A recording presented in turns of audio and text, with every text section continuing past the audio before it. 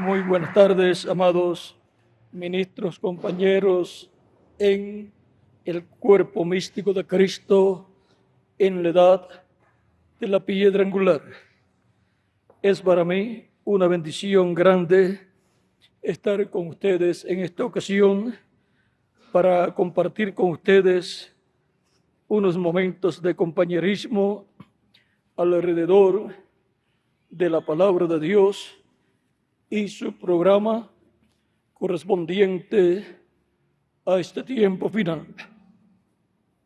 Para esta ocasión hemos de ver los dos temas, el de ayer y el de hoy. El de ayer era ¿dónde estamos en el programa de Dios? Y el de hoy es luchando contra un enemigo invisible. Así es que estos dos temas los veremos a través de lo que hemos de escuchar en esta ocasión. Leemos en Efesios capítulo 6, versos 10 en adelante, y en Apocalipsis capítulo 1, verso 16 en adelante. Vamos a leer primero Apocalipsis capítulo 1, verso 16 al 20, donde dice: tenía en su diestra 7 estrellas, de su boca salió una espada aguda de 2 filos, y su rostro era como el sol. Y su rostro era como el sol cuando resplandece en su fuerza. Cuando le vi, caí como muerto a sus pies. Y él puso su diestra sobre mí, diciéndome: no temas, yo soy el primero y el último, y el que vivo y estuve muerto, mas he aquí que vivo por los siglos de los siglos. Amén. Y tengo las llaves de la muerte y del Hades. Escribe las cosas que has visto, y las que son, y las que han de ser después de estas. El misterio de las 7 estrellas que has visto en mi diestra, y de los 7 candeleros de oro. Las 7 estrellas son los ángeles de las 7 iglesias, y los 7 candeleros que has visto son las 7 iglesias. Y en Efesios capítulo 6, verso 10 en adelante dice: por lo demás, hermanos míos, fortaleceos en el Señor y en el poder de su fortaleza. Vestíos de toda la armadura de Dios, para que podáis estar firmes contra las acechanzas del diablo. Porque no tenemos lucha contra sangre y carne, sino contra principados, contra potestades, contra los gobernadores de las tinieblas de este siglo, contra huestes espirituales de maldad en las regiones celestes. Por tanto, tomad toda la armadura de Dios, para que podáis resistir en el día malo, y habiendo acabado todo, estar firmes. Estad pues firmes, ceñidos vuestros lomos con verdad, y vestidos con la coraza de justicia, y calzados los pies con el apresto del evangelio de la paz. Sobre todo, tomad el escudo de la fe, con que podáis apagar todos los dardos de fuego del maligno. Y tomad el yelmo de la salvación, y la espada del Espíritu, que es la palabra de Dios, orando en todo tiempo con toda oración y súplica en el Espíritu, y velando en ello con toda perseverancia y súplica por todos los santos, y por mí, a fin de que al abrir mi boca me sea dada palabra para dar a conocer con denuedo el misterio del Evangelio, por lo cual soy embajador en cadenas, que con denuedo hable de él como debo hablar. Que Dios bendiga nuestras almas con su palabra y nos permita entender.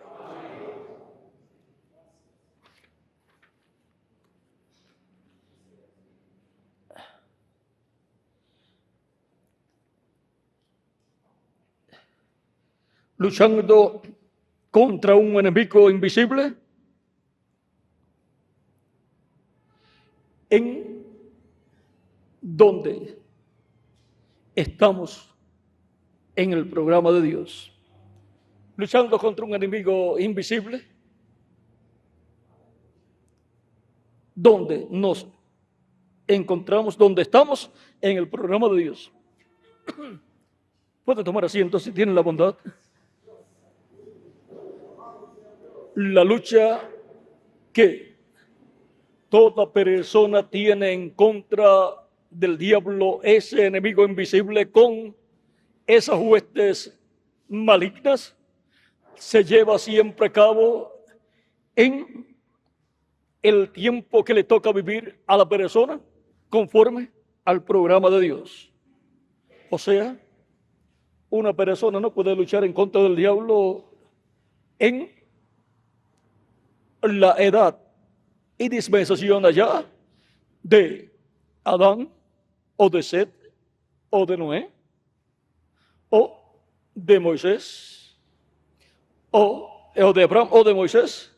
¿Por qué? Porque ya esos son tiempos que son historia. Y los que tuvieron que luchar en contra del diablo, ese enemigo invisible, con esas huestes invisibles malas, pues ya los que tenían que luchar en contra, lucharon en contra de ese enemigo invisible y obtuvieron la victoria hasta donde le fue concedida esa victoria. Ahora encontramos que muchas personas fueron afectados grandemente por ese enemigo invisible en el tiempo que les tocó vivir, la edad y dispensación que les tocó vivir, donde tuvieron la lucha en contra del enemigo, el cual luchó en contra de esas personas de Dios. Encontramos a Adán y Eva en esa lucha. Vean ustedes, Eva perdió esa lucha, el enemigo la venció, pero Dios no la abandonó. Tampoco abandonó a Adán, el cual salió en ayuda de su esposa, por lo cual pecó él también. Así la raza humana fue destituida de la gloria de Dios. La raza humana perdió el derecho a nacer en esa tierra con un cuerpo teofánico de la sexta dimensión y un cuerpo físico eterno. Porque la paga del pecado es la muerte. Y ahora la raza humana quedó cautiva, esclavizada en el reino de las tinieblas del diablo, ese reino invisible, el cual se manifiesta por medio de cosas visibles y tangibles en esta dimensión terrenal. Vean, el diablo allá cuando engañó a la raza humana, al engañar a Eva, lo hizo, se manifestó a través de la serpiente, un ser visible. Por lo tanto, el enemigo invisible se metió dentro de la serpiente que era visible y a través de la serpiente le habló a Eva y engañó a Eva. El diablo no puede hacer nada si no tiene a quién usar. Por lo tanto, para poder luchar contra el enemigo invisible, el enemigo de Dios invisible, por el cual, por consiguiente, es enemigo de todos los hijos de Dios, tenemos que vigilar los instrumentos a través de los cuales el diablo quiere hacerle daño a los hijos de Dios. Y hay que estar siempre a la defensiva para evitar que el diablo le haga daño a los hijos de Dios. Encontramos que también afectó a Moisés. Vean, llegó un momento en que Moisés se molestó tanto contra el pueblo hebreo que trató mal al pueblo hebreo, o sea, se llenó de ira, esa ira del maligno. Y él hirió la roca, la peña, 2 veces, cuando Dios le dijo, háblale a la peña y ella dará para el pueblo agua y para sus animales también. Cuando la persona se llena de ira, recuerde, el enemigo invisible lo está ungiendo con ira. Y si usted no se da cuenta y se detiene, ¿qué va a suceder? El enemigo lo va a vencer en ese momento. Y usted va a cometer algún error. Como le pasó al profeta Moisés, un profeta dispensacional. Encontramos también al pueblo hebreo, el cual fue libertado por el Espíritu Santo, por Cristo, el ángel del pacto. Encontramos que el pueblo hebreo fue vencido por el maligno cuando ellos adoraron el becerro de oro. Y luego también en otras ocasiones, como en aquella fiesta con las moabitas, ellos adoraron también a los demonios y entraron en ese ambiente del reino de las tinieblas, donde el diablo allí también los venció. Vean cómo nos dice Dios en Deuteronomio 32, verso 17, dice: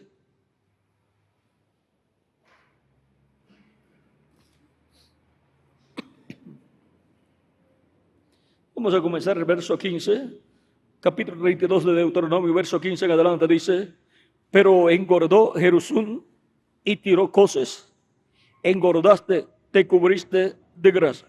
Entonces abandonó al Dios que lo hizo y menospreció la roca de su salvación.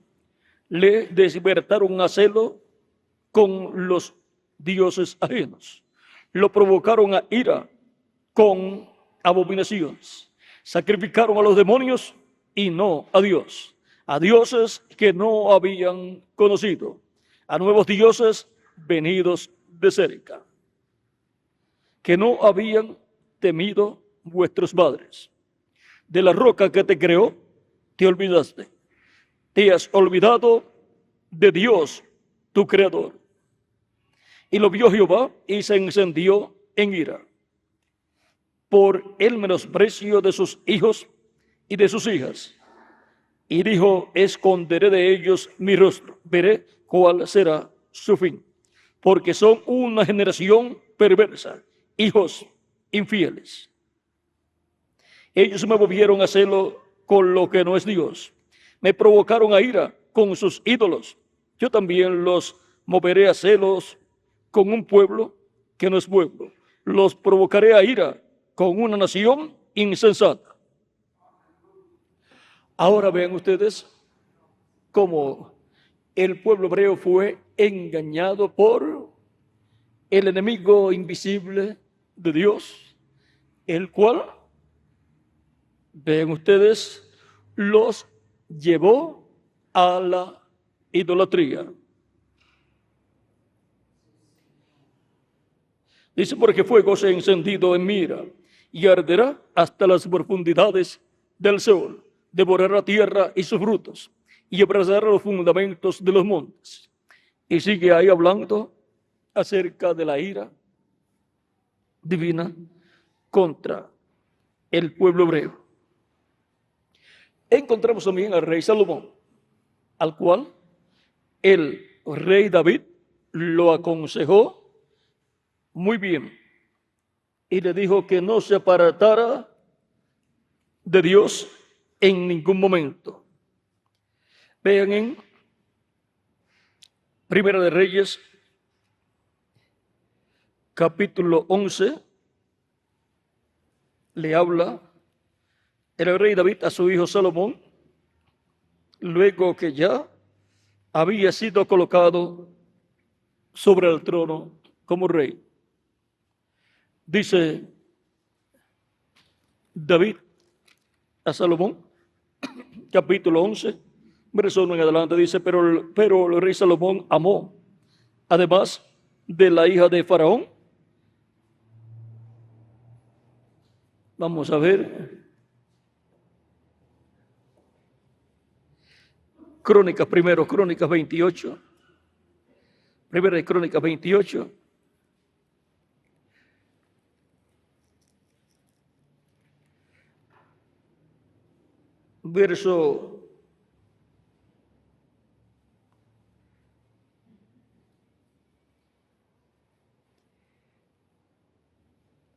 Verso 5 en adelante dice, y de entre todos mis hijos,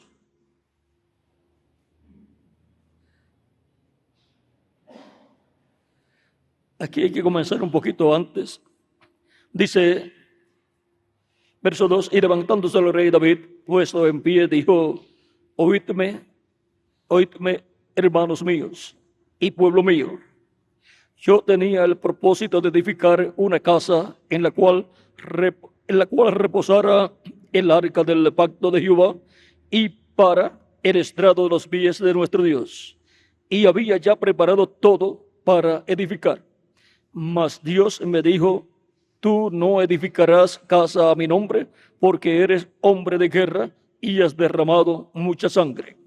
Pero Jehová, el Dios de Israel, me eligió de toda la casa de mi padre para que perpetuamente fuese rey sobre Israel. Porque a Judá escogió por caudillo, y de la casa de Judá, de la familia de mi padre, y de entre los hijos de mi padre, se agradó de mí, para ponerme por rey sobre todo Israel. Y de entre todos mis hijos, porque Jehová me ha dado muchos hijos, eligió a mi hijo Salomón para que se siente en el trono del reino de Jehová sobre Israel. Y ahora recuerden que el reino de Jehová sobre Israel tiene un trono. El reino de Dios sobre el pueblo hebreo tiene un trono, y ese es el trono de David. Porque el trono terrenal de Dios es el trono de David. Ese trono en el reino milenial gobernará, reinará Dios sobre ese trono en el Mesías, sobre el pueblo hebreo y sobre todas las naciones. Y me ha dicho, Salomón tu hijo, él edificará mi casa y mis atrios, porque a este he escogido por hijo, y yo le seré a él por padre. Y ahora vean, el que se sentará en el trono de David es escogido por Dios por hijo, y Dios es padre para él. De eso habla también Apocalipsis capítulo 3, verso 21, y Apocalipsis capítulo 21, verso 3 al 7. Vamos a pasar ahí también para ver. Apocalipsis capítulo 3, verso 21, Cristo dice, al que venciere, yo le daré que se siente conmigo en mi trono, así como yo he vencido y me he sentado con mi Padre en su trono. Y en Apocalipsis capítulo 21, versos 3. Miguel, si me facilita tu Biblia un momentito, vamos a ver. Vamos a leer el verso 5 en adelante. Y el que estaba sentado sobre el trono dijo, he aquí, yo hago nuevas todas las cosas. Y me dijo,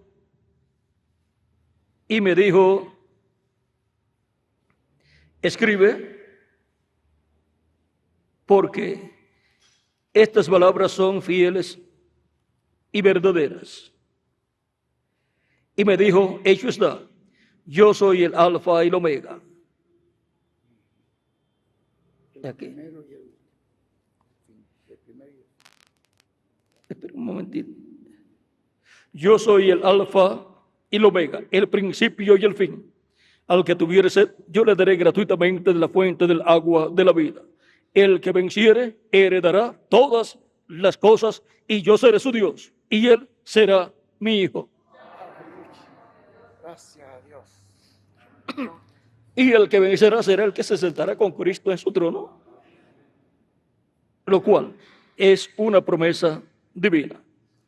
Y ahora vamos a continuar allá en Primera de Crónicas, capítulo 28, donde estamos leyendo.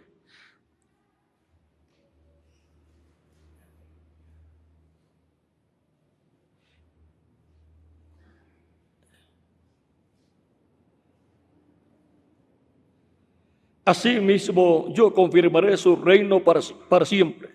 Si él se esforzare a poner por obra mis mandamientos y mis decretos como en este día.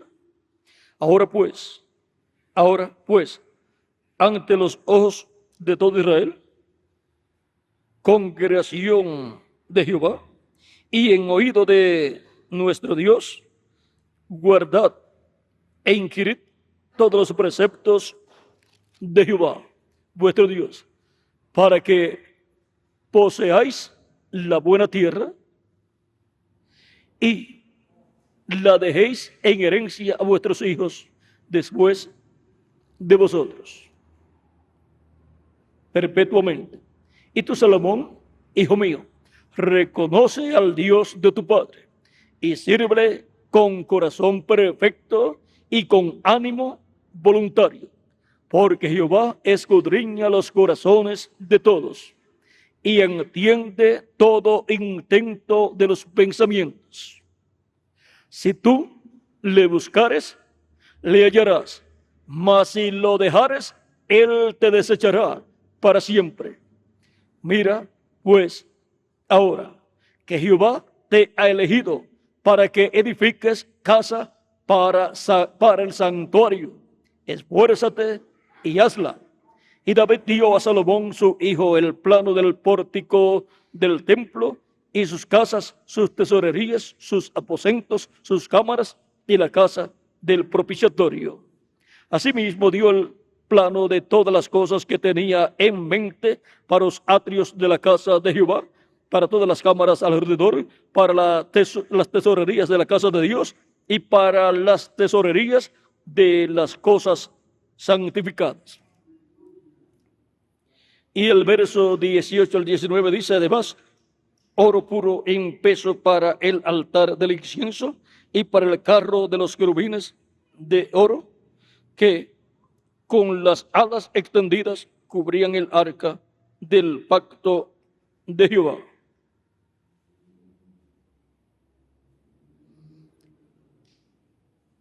Aquí, el carro de los querubines como que es el propiciatorio, ¿verdad? Porque es sobre el cual están los querubines. Porque era de oro puro. Todas estas cosas, dijo David, me fueron trazadas por la mano de Jehová, que me hizo entender todas las cosas, que me hizo entender todas las obras del diseño. Ahora vean cómo el rey David aconseja a su hijo aquí. Ahora vamos a ver en el capítulo 11 de Primera de Reyes lo que dice acerca del rey Salomón.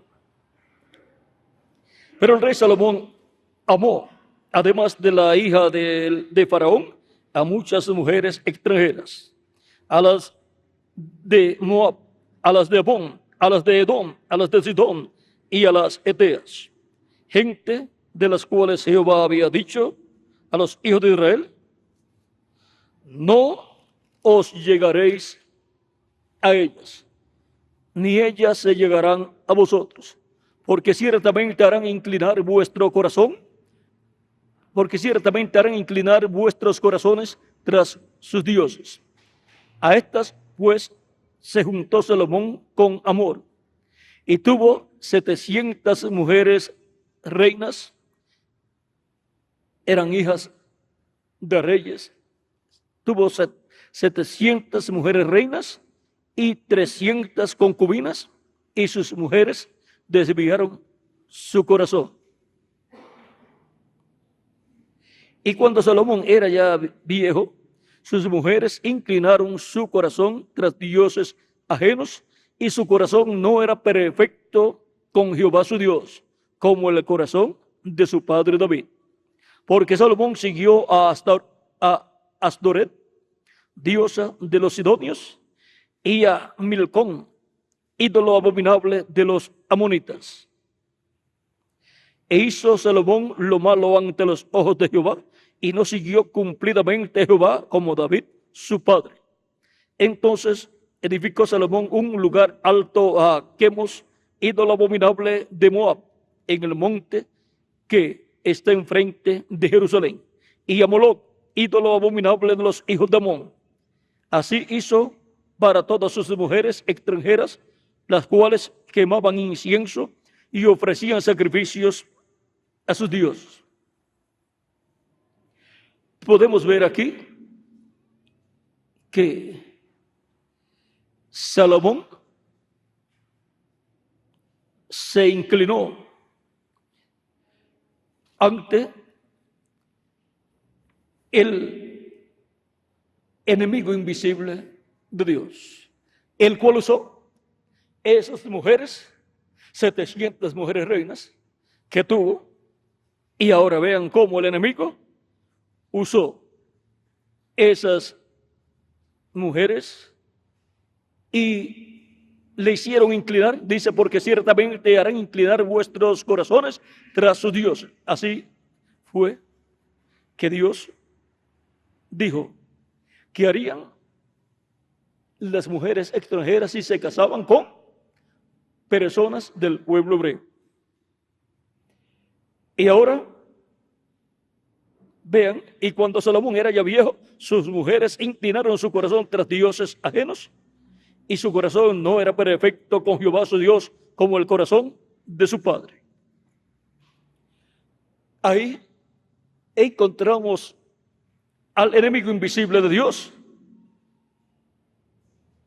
usando esas mujeres, porque el enemigo invisible, para poder obrar, tiene que tener sus instrumentos. Por eso es que para los hijos de Dios en el cuerpo místico de Cristo está señalado que no se hagan yugos desiguales. Porque si un joven o una joven se enamora de un inconverso, esa otra persona va a inclinar el corazón del creyente hacia una religión pagana, o lo va a sacar completamente de todo lo espiritual. Después no lo van a dejar o no lo van a dejar ir a las actividades, o le van a estar peleando siempre hasta que se canse la persona y ya deje de ir a las actividades, porque va a decir, vea, porque voy a las actividades tengo problemas en la casa, por lo tanto voy a dejar de ir y se me acaban los problemas en la casa.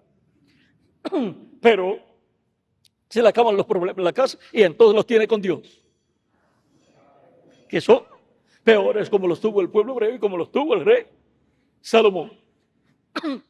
Así es que para evitar esos problemas, Pablo dice que no hagan yugo desigual. El creyente pues debe enamorarse de una creyente, la creyente debe enamorarse de un creyente y casarse el creyente con una creyente, no con un incrédulo. Porque ¿qué comunión tiene el templo de Dios con los ídolos? Ninguna. Por lo tanto,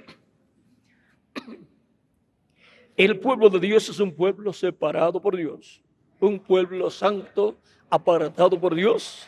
Por lo tanto, no debe mezclarse con todo esto otro que el enemigo invisible de Dios hace usando instrumentos los cuales utiliza y ni ellos mismos saben que están siendo instrumentos del maligno.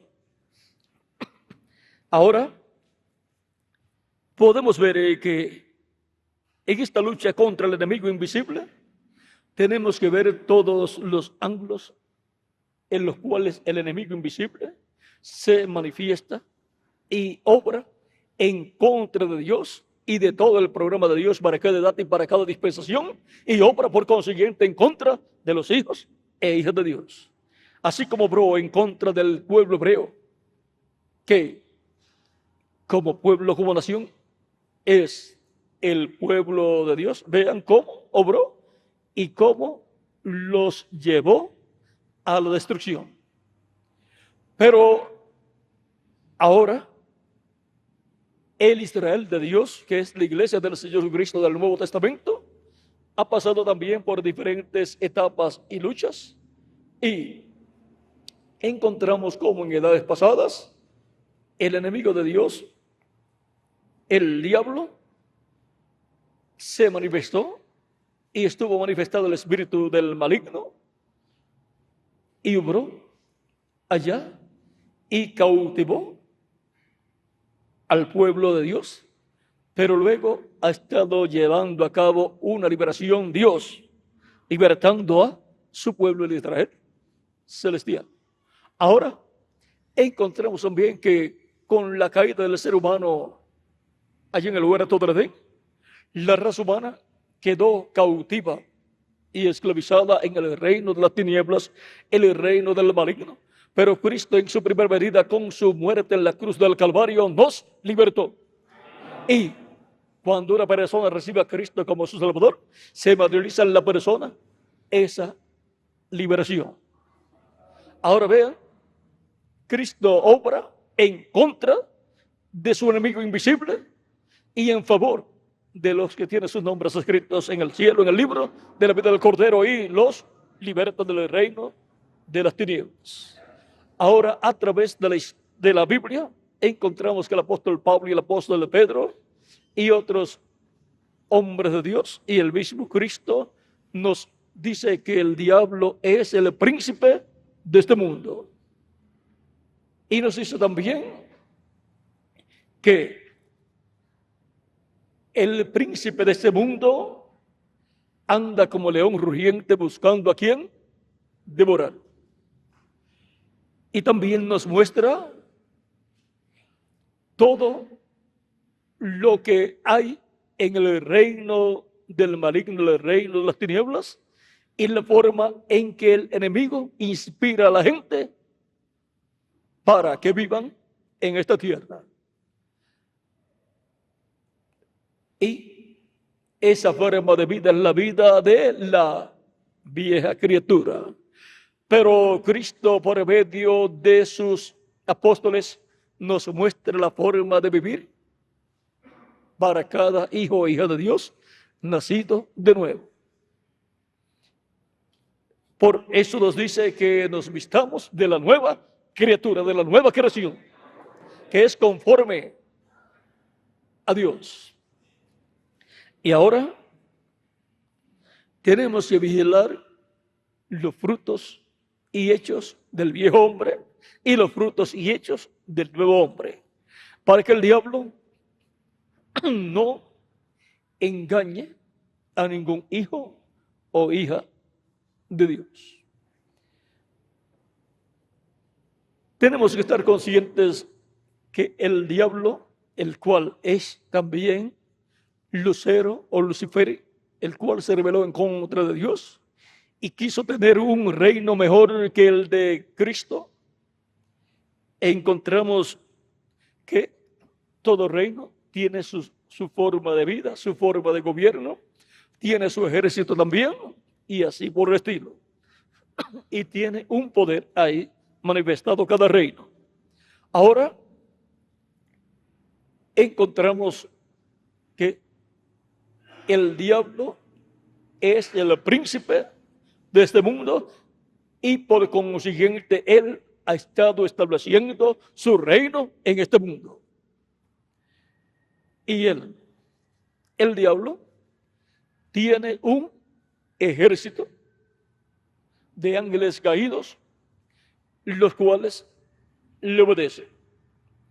Tiene el diablo en su reino diferentes posiciones, como en un país, una nación que está bajo el gobierno de la monarquía. Tiene sus diferentes posiciones, niveles, el rey y la reina, y luego los hijos del rey, que son los príncipes, y luego por ahí sigue hacia abajo los nietos. Todo eso pertenece a la realeza. Luego vienen los condes y también los lores o cosas así por el estilo. Esos son de un nivel más bajo, al nivel de la realeza. Solamente pertenecen el rey, la reina y sus hijos, y por ahí vienen los nietos también. Por eso un conde no es un heredero al trono, tiene que ser un descendiente de la realeza. Ahora, luego de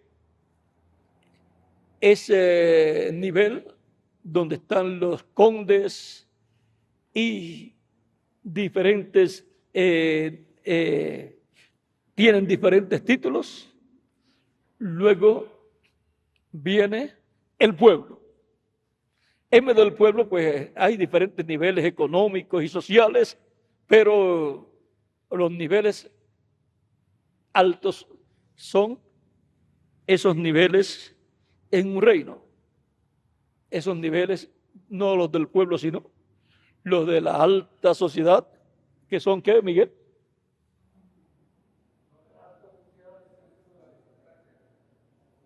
De la aristocracia. La aristocracia es la que viene después de la...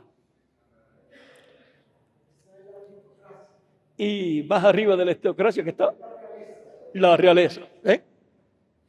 Ahora, siendo que Dios distribuyó toda su creación y esas huestes celestiales en diferentes niveles, vean, y también, así como en el planeta Tierra, nuestros tiempos y tiempos antiguos, estaba distribuida la humanidad en reinos, y así también está distribuido las huestes celestiales. Por eso, vean ustedes, dice la Escritura que el diablo es el príncipe de las tinieblas, es el príncipe de este mundo. Por lo tanto, tiene un principado entre las huestes celestiales que Dios colocó en esa forma. Y cada nación con un reino teocrático, pues el príncipe de ese país, ¿quién es? El rey. Ese es el rey, el príncipe, y los hijos de ese rey y reina son príncipes. Ahora, siempre un príncipe es el que sube y se sienta en el trono. Por eso, cuando nos habla de Cristo, nos dice que es príncipe también. Dios lo ha colocado por príncipe. Ahora, encontramos que las huestes celestiales están distribuidas así. Por eso, cuando el profeta Daniel recibió la visita del arcángel Gabriel, el arcángel Gabriel le dijo que su venida a Daniel, la cual era de parte de Dios, se había retrasado ¿por cuánto? 21 días. ¿Por qué? Porque había tenido que luchar en contra del diablo, o sea, en contra del príncipe de Persia. Y está el príncipe de Persia físico, pero está el príncipe de Persia espiritual, del reino espiritual. Y ahora, así como Dios ha repartido toda la creación en reinos, principados y potestades, vean, ahora encontramos que el reino de las tinieblas tiene sobre la raza humana ese poder, porque está sujeta la raza humana al príncipe de las tinieblas. Por lo tanto, él establece en las naciones y continentes esos principados del reino de las tinieblas y establece esas potestades y autoridades del reino de las tinieblas.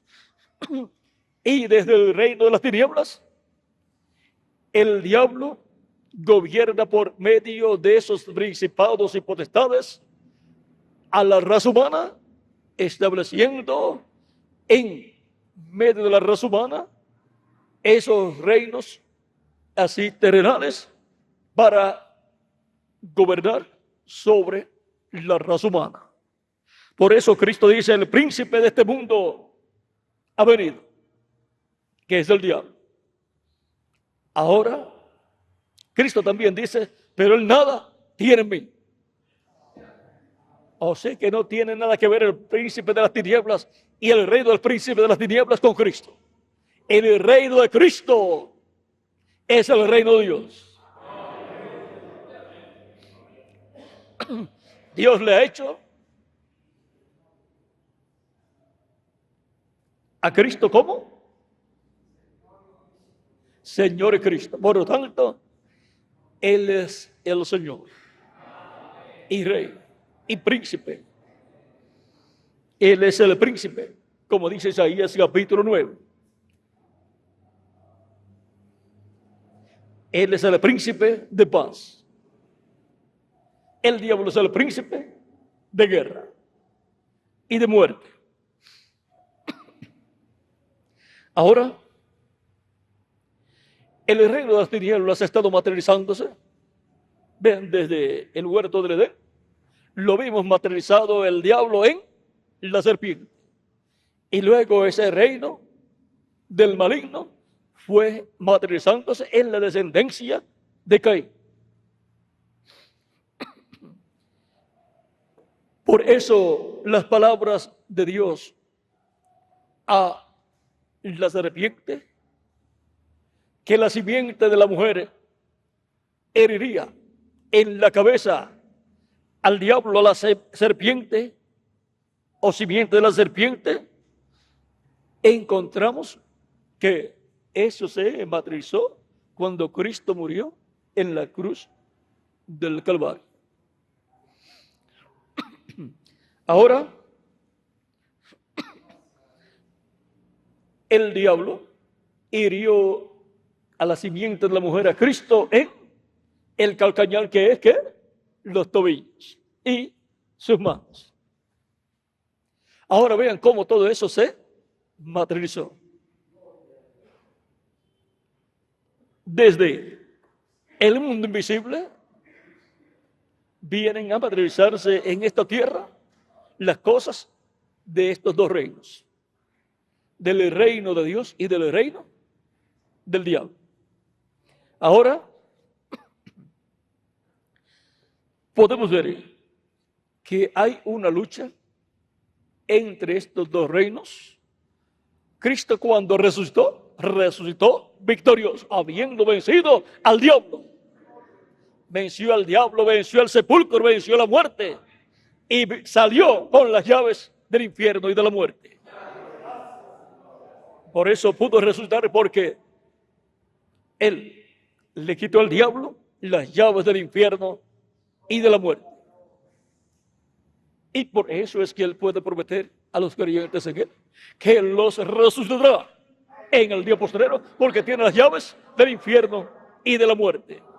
Por lo tanto, puede abrir la puerta de la muerte y sacarlos de la muerte, como hizo con los santos del Antiguo Testamento y como Él mismo hizo cuando resucitó. Y puede ser otra cosa. Con las llaves del infierno, puede abrir el infierno y echar al diablo al infierno, como dice Apocalipsis, capítulo 10, capítulo 20, verso 1 en adelante. Ahora vean, Cristo es el dueño de las llaves del reino de los cielos, las cuales le dio a Pedro. Él también es el dueño de la llave de David. Por lo tanto, Él abre y ninguno cierra, y cierra y ninguno abre. Él es el que tiene la llave de cada una de estas puertas. Y ahora, si hay una llave y hay una puerta, ¿qué indica eso? Que hay una cerradura. Porque ¿para qué usted quiere una llave si la puerta no tiene una cerradura? Entonces, usted no puede abrir una puerta con la llave de otra puerta. Porque cada puerta en el reino de Dios tiene una llave. San Pedro abrió la puerta del reino de los cielos y abrió la puerta así de la dispensación de la gracia. Cristo, siendo la puerta, abrió esa puerta con la llave de la revelación divina, agarrada por la mano poderosa de la fe, y abrió esa cerradura. Abrió el misterio de la primera venida de Cristo en carne humana. Ahí está. Esa cerradura nadie la podía abrir. Nadie podía abrir ese misterio para que se abriera la puerta de la dispensación de la gracia. Una cerradura mantiene la puerta cerrada hasta que alguien obtiene la llave y abre esa puerta. Ahora, en la puerta de la dispensación de la gracia, Cristo, estaba esa puerta cerrada. Esa puerta de la dispensación de la gracia estaba cerrada porque tenía una cerradura, que era el misterio de la primera venida de Cristo en carne humana. Ese misterio en carne humana es una cerradura que tenía que ser abierta para que la puerta quedara abierta, para que toda persona pudiera entrar. Por lo tanto, Pedro, cuando metió la llave de la revelación divina, la revelación de la primera venida de Cristo como Cordero de Dios, abrió el misterio que estaba en carne humana, en la persona de Jesús. Abrió ahí la cerradura y quedó abierto Cristo como el misterio de Dios revelado en su primera venida, para entrar por ese misterio abierto, entrar a la dispensación de la gracia, obtener ahí el perdón de nuestros pecados y obtener el bautismo del Espíritu Santo y obtener así el nuevo nacimiento en el reino de Cristo, dentro de la dispensación de la gracia, en el cuerpo místico de Jesucristo, sea en la iglesia del Señor Jesucristo. Ahora, la puerta de la dispensación del reino es Cristo también, pero tiene una cerradura, y eso lo vamos a dejar quietecito ahí. Ahora, encontramos que también el infierno tiene puerta. ¿Tiene puerta o no tiene puerta? Vamos a ver si tiene puerta o no tiene puerta el infierno. Capítulo 16 de San Mateo, verso 17 en adelante, dice: entonces le respondió Jesús. Vamos un poquito antes. Verso 3 en adelante: viniendo Jesús a la región de Cesarea de Filipo, preguntó a sus discípulos, diciendo: ¿quién dicen los hombres que es el Hijo del Hombre? Ellos dijeron: unos Juan el Bautista, otros Elías, y otros Jeremías o alguno de los profetas. Él les dijo: vean, las personas estaban creyendo que Jesús era o Juan el Bautista que había resucitado, o Elías el profeta, o Jeremías o algún profeta. O sea que algún profeta había resucitado y estaba en medio de ellos, y por eso obraban en él esas maravillas y milagros. Él les dijo: ¿y vosotros? ¿Quién decís que soy yo? Respondiendo Simón Pedro, dijo: tú eres el Cristo, el Hijo del Dios viviente. Entonces respondió Jesús: bienaventurado eres Simón, hijo de Jonás, porque no te lo reveló carne ni sangre, sino mi Padre que está en los cielos. Y yo también te digo que tú eres Pedro, y sobre esta roca edificaré mi iglesia, y las puertas del Hades no prevalecerán contra ella. ¿Tienen puertas o no tienen puertas?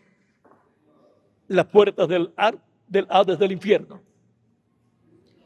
Y a ti daré las llaves del reino de los cielos.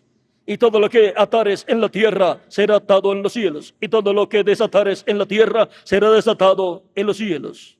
Entonces mandó a sus discípulos que a nadie dijesen que él era Jesús, el Cristo. Siendo que ellos tenían la revelación de quién era Jesucristo, ahora les dice: no le digan a las demás personas que yo soy Jesús, el Cristo. Ahora tenemos en Job capítulo 38,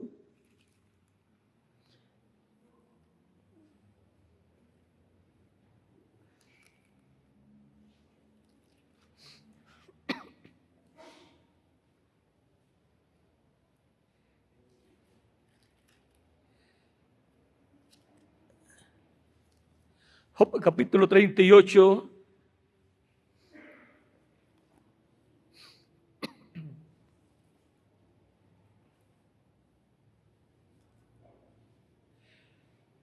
verso 16 en adelante, dice: ¿has entrado tú las fuentes del mar y has andado escudriñando el abismo? ¿Te han sido descubiertas las puertas de la muerte? ¿Y has visto tú las puertas de la sombra de muerte?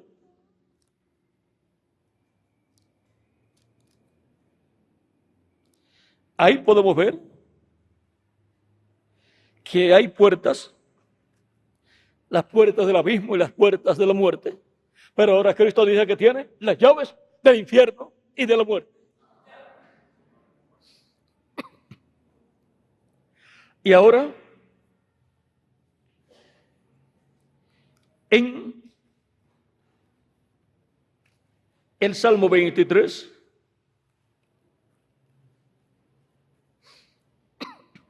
dice: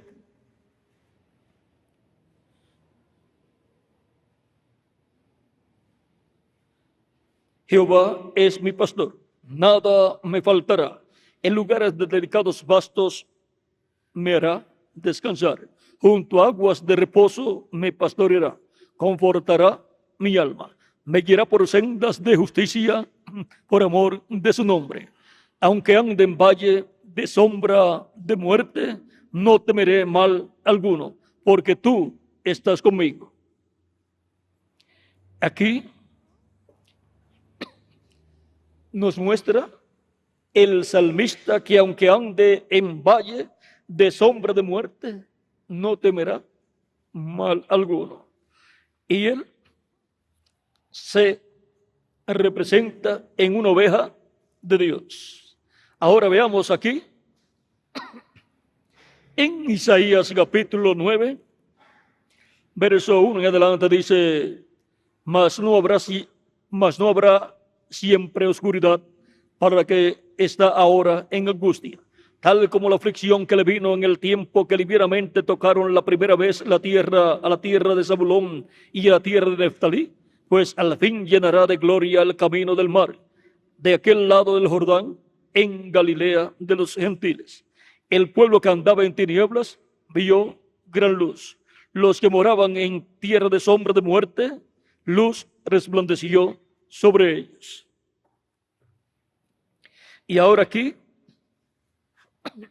hemos visto un pueblo que mora en tinieblas y en sombra de muerte, pero que luz resplandecería sobre ese pueblo. Y ahora veamos cómo fue que resplandeció esa luz por primera vez allá en San Mateo capítulo 4 verso 12 en adelante. Dice: cuando Jesús oyó que Juan estaba preso, volvió a Galilea y dejando a Nazaret, vino y habitó en Capernaum, ciudad marítima, en la región de Zabulón y de Neftalí, para que se cumpliese lo dicho por el profeta Isaías, cuando dijo: tierra de Zabulón y tierra de Neftalí, camino del mar, al otro lado del Jordán, Galilea de los gentiles. El pueblo asentado en tinieblas vio gran luz, y los asentados en región de sombra de muerte, luz les resplandeció. Desde entonces comenzó Jesús a predicar y a decir: arrepentíos, porque el reino de los cielos se ha acercado. Y ahora vean cómo la luz resplandeció en estos territorios de tiniebla y de sombra de muerte. Porque Cristo es la luz del mundo, como él dijo en el capítulo 8, verso 12 de San Juan. Yo soy la luz del mundo.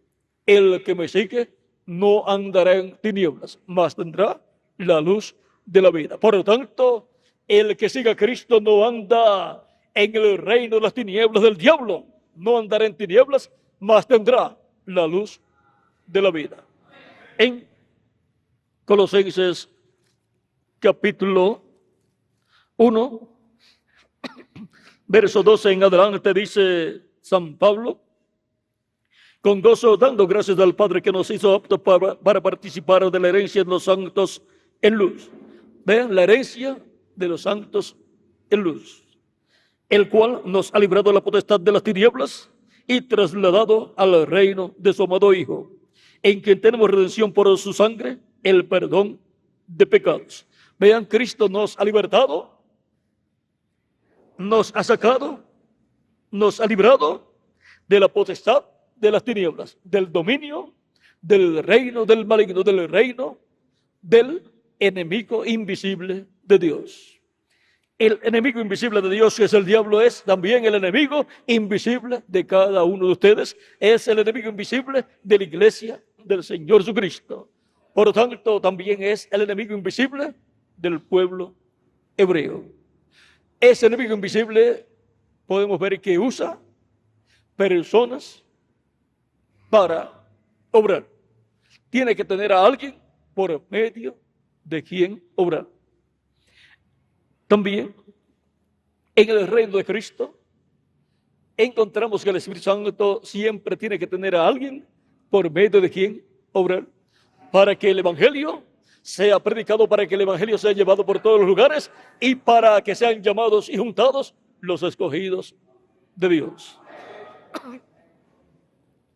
El Espíritu Santo siempre tiene que tener a alguien por medio de quien obrar, para que se lleve a cabo la obra de la evangelización y para que así se lleve a cabo la obra apostólica, la obra misionera, y sean llamados y juntados todos los escogidos de Dios en cada edad. Ahora, ¿dónde estamos? En el programa de Dios. Estamos en el día postrero, que es el séptimo milenio, y estamos conforme al programa de Dios en la edad de la piedra angular, en donde tenemos que estar conscientes que también hay una lucha contra un enemigo invisible, contra el diablo, el enemigo invisible de Dios y de todos los hijos de Dios. Ven, el enemigo invisible de Dios, el diablo, sembró cizaña en medio del campo. El campo es el cristianismo completo, o sea, la religión cristiana, y el trigo son los hijos del reino, los hijos de Dios, y la cizaña son los hijos del mal. ¿Sí? Y ahora el diablo usará la cizaña para hacerle daño al trigo, pero el Espíritu Santo usará el trigo para traer más bendición al trigo, a los hijos e hijas de Dios. Y ahora veamos también cuando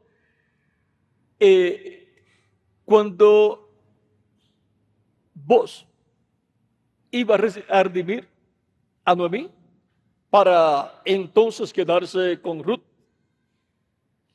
para así levantar sirviente a Noemí por medio de Ruth, porque ya Noemí no podía tener hijos.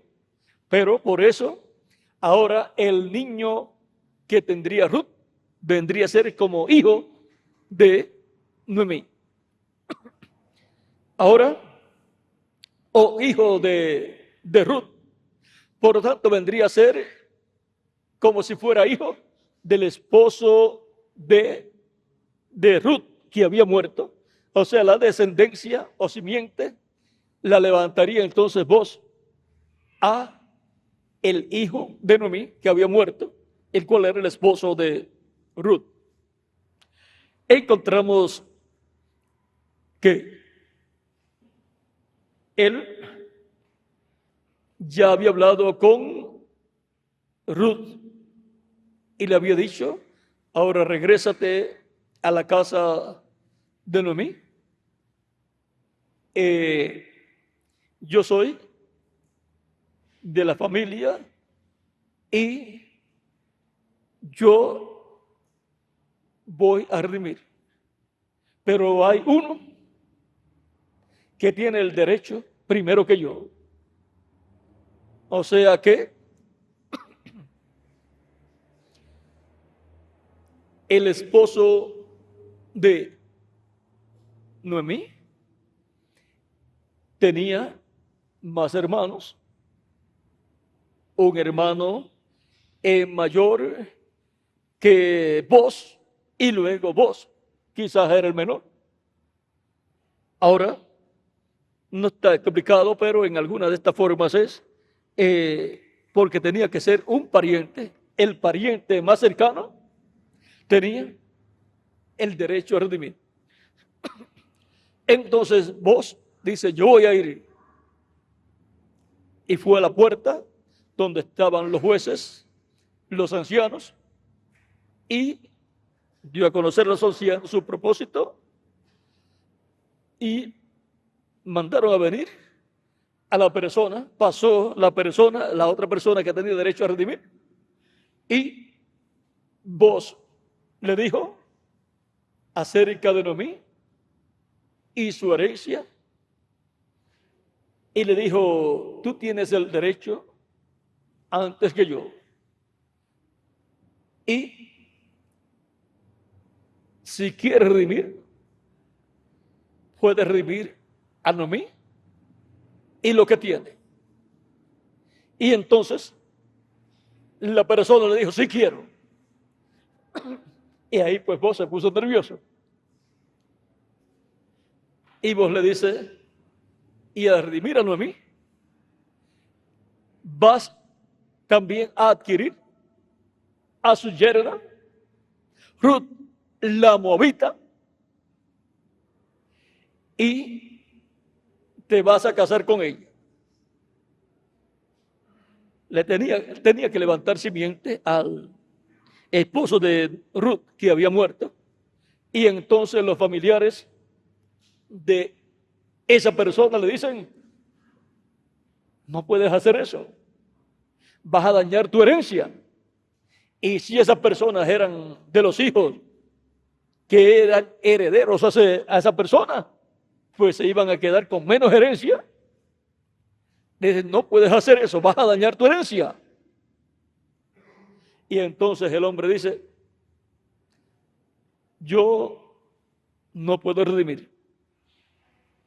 No puedo redimir porque no voy a dañar mi herencia. No iba a meter una gentil como su esposa a la casa, y quizás un sinnúmero más de cosas que iban a suceder. Y le dice, por lo tanto, se quita el zapato y le dice, le entrega y le dice: por lo tanto, redime tú. Y vos de seguro agarra el zapato y dice: yo voy a redimir, yo redimo a Noemí todo lo que Noemí tiene, y tomo por esposa a su nuera, a su yerna, Ruth, para ser mi esposa. Y ahí se acabó todo el problema. Y vos representa a Cristo, el cual, con su muerte, redimió a Israel para tomar a su iglesia representada en Ruth, para tener hijos e hijas por medio de su iglesia representada en Ruth. Y de ahí es que viene la línea del rey David. Vean, ahora, ¿de dónde viene esto de quitar sus zapatos? Eso es como algo raro, ¿verdad? Vamos a ver si lo encontramos por aquí. Deuteronomio 25, verso 5 en adelante.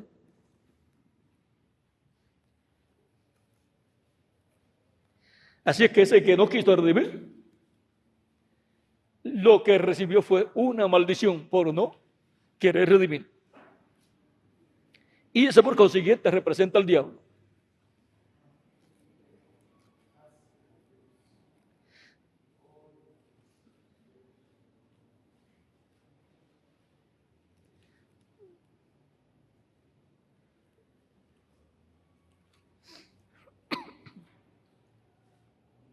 Verso 5 al 10, dice: cuando hermanos habitasen juntos y muriere alguno de ellos y no tuviere hijo, la mujer del muerto no se casará fuera con hombre extraño.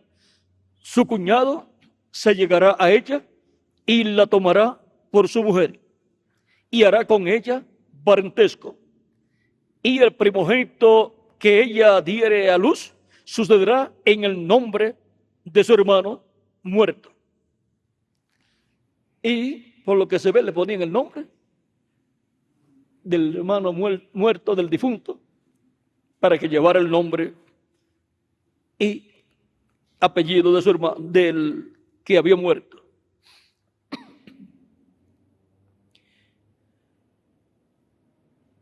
Para que el nombre de este no sea borrado de Israel. O sea que el sucesor del que había muerto venía a ser ¿quién? El hijo que iba a nacer.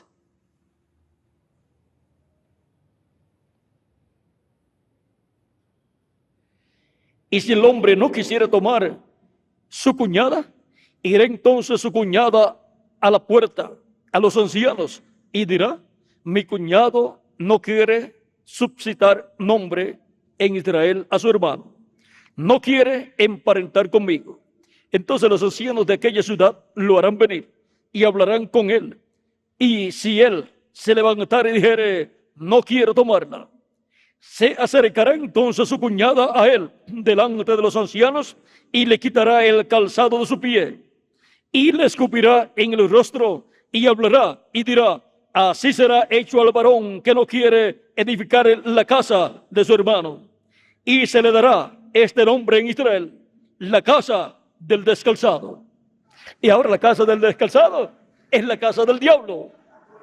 Y la casa del diablo se materializa en la tierra, que es la casa del anticristo, del hombre de pecado. El reino del anticristo es la casa del descalzado. Y como todo reino tiene la parte política y la parte religiosa, el reino del anticristo tiene las dos partes. Pero la casa de Dios es la iglesia del Señor Jesucristo, la cual ha sido redimida.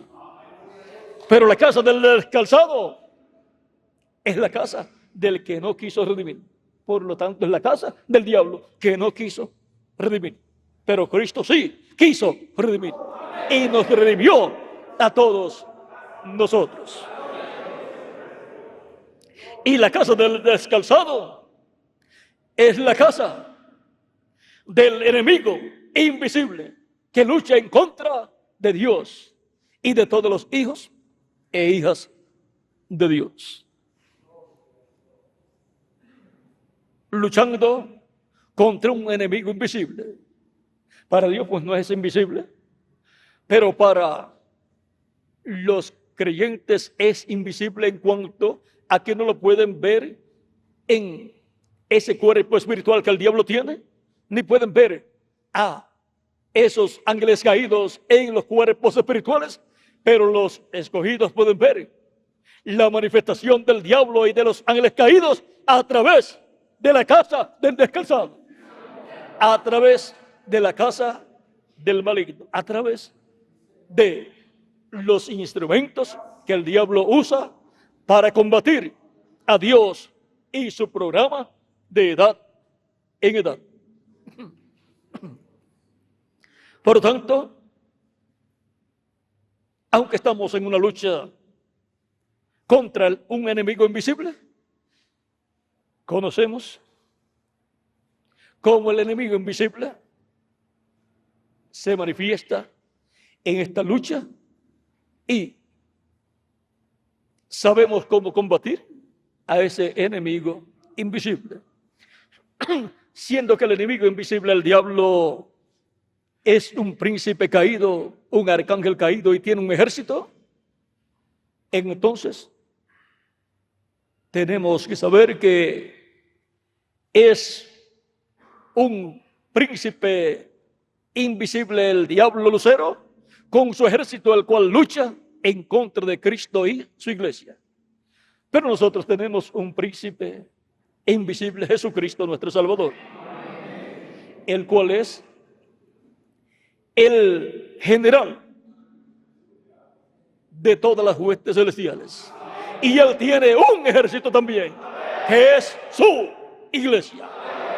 Por tanto, es una batalla, una guerra entre dos ejércitos, los cuales están comandados cada uno por su príncipe.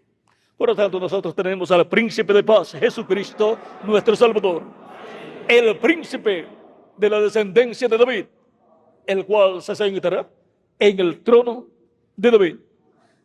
Ahora, el príncipe de las tinieblas también tiene un príncipe que tratará de sentarse en el trono de David, pero que Cristo se lo impedirá, porque ese trono de David pertenece a Cristo, y con Cristo se sentará el que él diga que se sentará con él en su trono. Y tiene que ser de la casa de Cristo, del cuerpo místico de Cristo, del trigo, pero de la cizaña.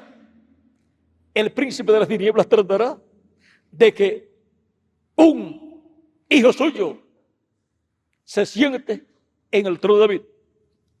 Pero Cristo no se lo permitirá, porque el heredero a ese trono no es el diablo. Por lo tanto, no tiene el diablo derecho a sentar en ese trono a ninguno de sus hijos. El único heredero a ese trono es Jesucristo. Y Cristo es el único que puede colocar con él en su trono a uno de sus hijos. Al que venciere, yo le daré que se siente conmigo en mi trono, así como yo he sido y me he sentado con mi Padre en su trono. Para este tiempo final, el vencedor del día postrero en esta lucha contra el enemigo invisible obtendrá la gran victoria en el amor divino y se sentará con Cristo en su trono. Y ese será del cual Cristo dice al que tuviera sed, yo le daré a beber, a tomar de la fuente del agua de la vida. Esa fuente del agua de la vida es Cristo, el cual nos da su Espíritu Santo, que es el agua de la vida, y nos dará en este tiempo final el cuerpo físico y glorificado. Y Él ha prometido dar a tomar del agua, de la fuente del agua de la vida. Vean, al tomar de la fuente del agua de la vida, estamos tomando del Espíritu Santo para obtener el cuerpo glorificado. Y en el día posterior, en adición, estaremos tomando para obtener el cuerpo físico glorificado. Y eso también es comer del árbol de la vida. Él dijo, al que venciere yo le daré a comer del árbol de la vida, el cual está en medio del paraíso de Dios. Eso está por ahí, por Apocalipsis capítulo 2, verso 7 por ahí. Así es que, y también Apocalipsis 22, verso 13 al 15 por ahí, también, Él dice que son bienaventurados los que tienen sus vestiduras limpias, han lavado sus vestiduras para tener el derecho al árbol de la vida. Dice, bienaventurados los que lavan sus ropas para tener el derecho al árbol de la vida y para entrar por las puertas en la ciudad. Ahora, podemos ver que en esta lucha contra el enemigo invisible, tenemos nosotros que saber dónde estamos en el programa divino, para no estar peleando una batalla que ya esta se peleó hace tiempo. Tenemos que pelear la batalla correspondiente a este tiempo final, que corresponde al tiempo de la edad de la piedra angular, en este entrelace dispensacional. Y es en este entrelace dispensacional en donde Cristo vencerá al maligno, el enemigo invisible de Cristo, así como lo venció 2000 años atrás en la cruz del Calvario. Para ese tiempo final está profetizada una batalla grande en donde habrá una apretura, pero Cristo va a obtener la gran victoria en el amor divino.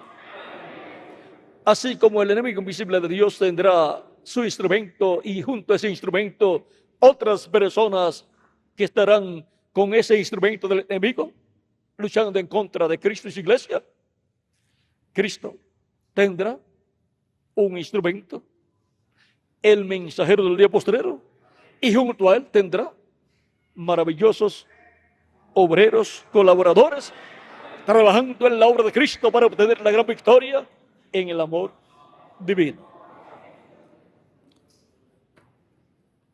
Va a venir un enfrentamiento grande,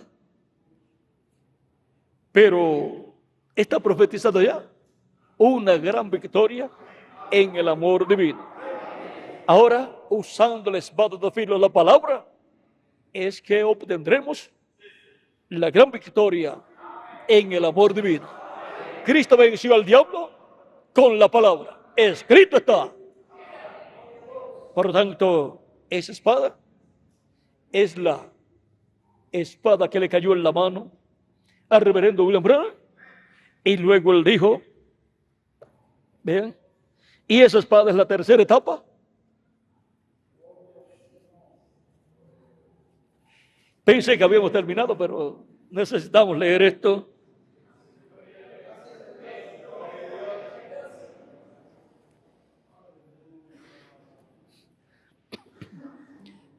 Ya vimos si la espada de filo es la espada del rey, la palabra.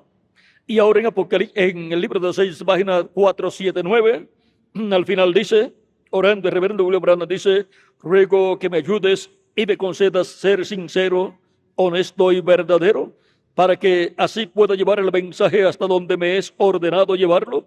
Luego, cuando me llegue el tiempo de descanso, cuando llegue allá al río y me lleguen las olas, oh Dios, concede que pueda entregar esta espada a otro que sea honrado y que lleve la verdad. ¿Para qué es la espada? La palabra, para llevar la verdad, el mensaje, por todos los lugares. Y tiene que ser honrado. Estar hablando la palabra verdadera para que pueda Dios hacer la obra correspondiente a este tiempo final. Con esa espada es que Cristo vencerá al anticristo. Esa es la espada que él coloca en la mano del vencedor del día posterior, para que pueda obtener esa gran victoria en el amor divino. Y esa espada manifestada es la tercera etapa. Ahora podemos ver el por qué hemos de obtener la gran victoria en el amor divino prometida para ese tiempo final para la iglesia del Señor Jesucristo. Y así, en esta lucha contra el enemigo invisible, en la etapa correspondiente a este tiempo, obtendremos la gran victoria prometida para este tiempo final. Y lo que vimos en parte manifestado en el reverendo William Branham, lo veremos manifestado en toda su plenitud cuando venga la apertura. Y ahí será donde plenamente obtendremos la gran victoria en el amor divino. Ha sido para mí un privilegio grande estar con ustedes dándoles testimonio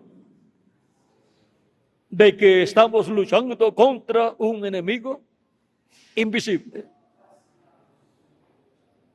¿Y dónde estamos luchando?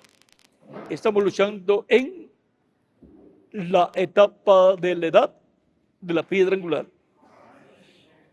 Y cada uno como individuo tiene una lucha también en su mente. Pero con la espada, la palabra, usted mismo obtiene la victoria. ¿Por qué? ¿Usted cree que estamos en la edad de la piedra angular? Porque la palabra así lo dice. ¿Por qué creemos que estamos en un entrelace dispensacional? Porque la palabra así lo dice. De estas cosas habló el reverendo William Branham cuando dijo: estamos haciendo un cambio de dispensación. Y también él dijo que la piedra angular vendría. Y también él dijo que la iglesia subiría a la edad eterna, que es la edad de la piedra angular. Eso está en el mensaje. La estatura de un hombre perfecto, capítulo 4. Él dijo: cuando la iglesia esté en esa edad perfecta. Y hemos llegado a esa edad perfecta, la edad de la piedra angular. ¿Qué es lo perfecto en el templo o en el tabernáculo? El lugar santísimo. Hemos llegado a lo que es perfecto. Por lo tanto, lo que era en parte las edades fueron quitadas y ahora estamos en la edad perfecta, la edad de la piedra angular, la edad del amor divino, la edad en donde Cristo obtendrá la gran victoria en el amor divino en favor de todos nosotros, en favor de todo el cuerpo místico del Señor Jesucristo, luchando contra un enemigo invisible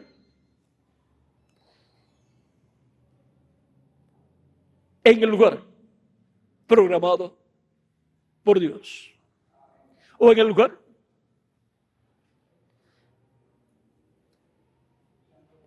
conforme al programa de Dios, en el lugar del programa de Dios correspondiente a este tiempo final. Como dijimos al principio, Miguel.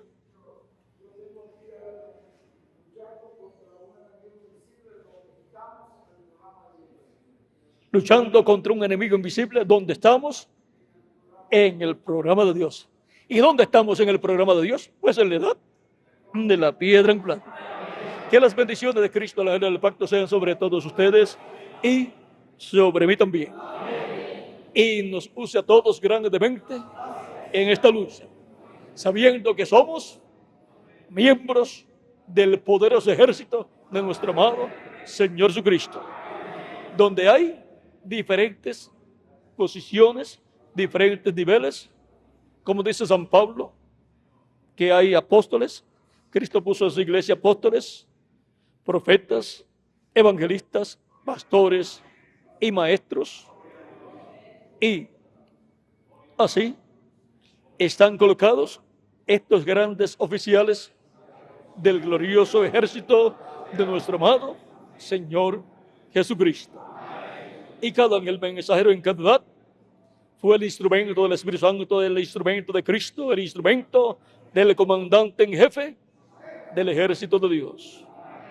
El Espíritu Santo en cada mensajero fue el comandante en jefe del ejército de Dios, de la iglesia del Señor Jesucristo.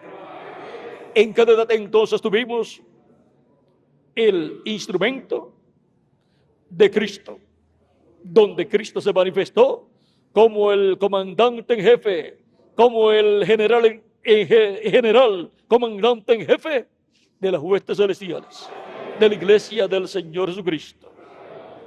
Y así también es para nuestro tiempo, este tiempo final, con Cristo en el Espíritu Santo en su manifestación final, como el general comandante en jefe, comandando las huestes celestiales, la iglesia del Señor Jesucristo.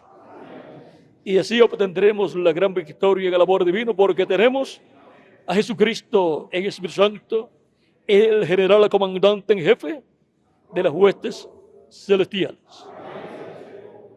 Que Cristo derrame sus bendiciones sobre cada uno de ustedes y sobre mí también, y nos use grandemente en su obra, y Cristo obtenga la gran victoria en el amor divino contra el enemigo invisible de Dios.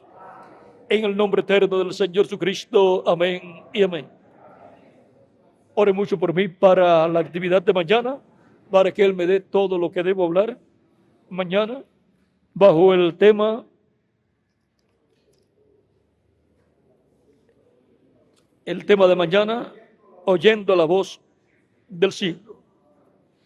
De modo que todas las personas de mañana puedan entender cómo la voz del cielo, la voz de Dios, la voz de Cristo ha estado hablando de edad en edad, por medio del mensajero de cada edad, en medio de la iglesia del Señor Jesucristo, y por consiguiente ha estado hablando en este mundo la voz del cielo, la cual en Hebreos capítulo 12,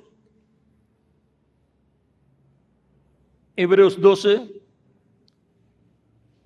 versos 20 o versos 18 al 29, la voz que estremeció los cielos, que estremeció la tierra, allá en el Sinaí, estremecerá no solamente la tierra, sino aún los cielos. Esa es la voz del cielo que está hablando de edad en edad, y que en este tiempo final estaría hablando ¿dónde? En la edad de la piedra angular, en el monte de Dios, así como el vuelo en el monte Sinaí. Ha estado hablando de edad en edad en el monte de Dios, la iglesia del Señor Jesucristo. Ahí es donde se escucha la voz del cielo, de edad en edad, la voz del Espíritu Santo a través del mensajero de cada edad. Así es que ya con este adelanto, pues ya tenemos un cuadro claro de lo que es la voz del cielo, hablándole a la raza humana y por consiguiente hablándole a la iglesia del Señor Jesucristo. Bueno, que Dios les continúe bendiciendo a todos, que Dios les guarde, y con nosotros nuevamente nuestro amigo y hermano Miguel Bermúdez Marín, para finalizar o continuar esta actividad en esta noche, la cual pues ha sido para mí de grande bendición. Que Dios les bendiga y les guarde y les use grandemente en su obra y les prospere grandemente, espiritualmente y materialmente también. En el nombre del Señor Jesucristo. Amén y amén. Ya tenemos a nuestro hermano Miguel por aquí.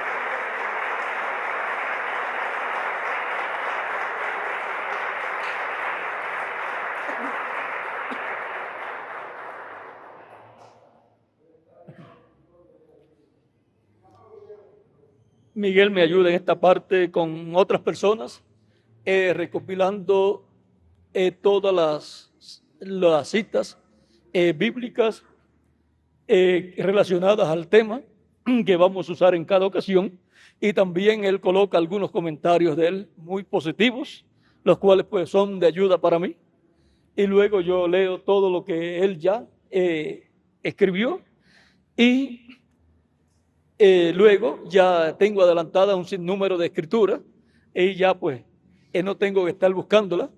Él me ayuda en eso, me adelanta esa parte, por lo cual yo le doy gracias a Cristo por Miguel, por esta ayuda que él me da en esa parte para poder traer más cosas y también hablar de diferentes ángulos acerca del tema de cada ocasión. En esta ocasión, pues, esto de la casa del descalzado, esto no estaba ahí, pero salió en esta ocasión, no había salido nunca, ¿verdad? Bueno, ahora ya sabemos cuál es la casa del descalzado, el que no quiso redimir. Fue malo, ¿eh? Ahí, pues, hay una maldición ahí colocada, ¿verdad? Por lo tanto, pues, la casa del descalzado, vean, está descalzado del evangelio verdadero. Pero la casa de Cristo está calzada con el evangelio de paz, el evangelio de Cristo.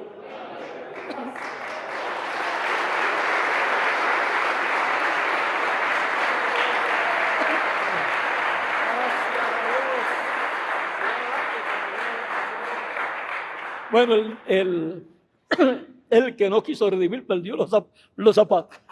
Se quedó descalzo, se quedó sin el evangelio. Sí, Señor, calzado del evangelio. Bueno, por lo tanto, no son hermosos los pies, porque son hermosos los pies de aquellos que llevan las buenas nuevas. Bueno, que Dios les bendiga, que Dios les guarde y nos ayude a continuar viendo todas estas cosas. Recuerden que uno que está bien calzado los pies, si tropieza no se lleva la uña, pero uno que está descalzado tropieza con una piedra y se lleva una o más uñas. Y recuerden que el reino de los gentiles está en qué parte, en la parte de los pies de hierro y de barro cocido y descalzo. Por lo tanto, al tropezar con la piedra, no cortarle de manos en su segunda venida, serán desmenuzados los pies descalzados de la estatua que vio Nabucodonosor en la etapa del reino del anticristo. Bueno, vamos a dejarlo ahí quietecito ya, porque parece que en este tema de la casa del descalzado, como que hay mucho, pero vamos a dejar para otra ocasión todo lo demás que Dios nos dé sobre ese tema, y a lo mejor hasta el mismo nombre, la casa del descalzado, porque ahí ya está puesto el tema. Pues sobre ese tema hablaremos en alguna ocasión y veremos qué otras cosas hay. Ya sabemos que la casa del descalzado es la casa del diablo, y la casa del diablo es la casa del anticristo, el reino del anticristo. Así es que vamos a dejar quietecito ahí. Esa casa está compuesta por los hijos del descalzado. Los hijos, ahí vean, podemos ver la casa del descalzado con los hijos del descalzado, que no quiso levantar otra simiente al que había muerto. Bueno, vamos a dejar ahí quietecito todo. Que Dios le bendiga, que Dios le guarde. Y con nosotros un amigo y hermano, Miguel Bermúdez Marín. Gracias.